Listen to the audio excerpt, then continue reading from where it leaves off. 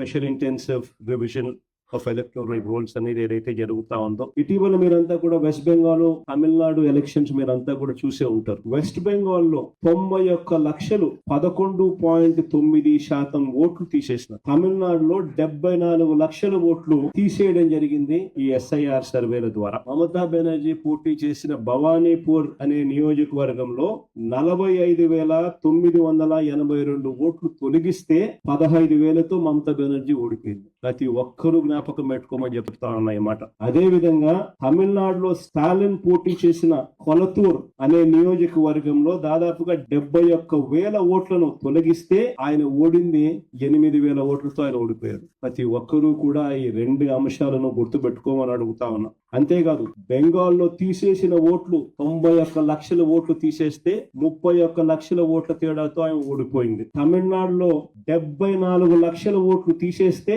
Stalin party ఓడింది 17,00,000 తేడాతో. ఇవన్నీ నేను ఎందుకు చెప్తా ఉన్నాను అనంటే, ఎంత ఇంపార్టెంట్ ఈ విషయము అని చెప్పి మీ అందరికీ కూడా మీ నియోజకవర్గాలలో ఎంతగా దీని గురించి పట్టించుకుని జాగ్రత్తలు తీసుకోవాల్సిన అవసరం ఉంది అని చెప్పడానికి ఇవన్నీ కూడా చెప్తా ఉన్నా. ఆశ్చర్యం ఎందుకో తెలుసా, జాగ్రత్తలు ఎందుకో తెలుసా?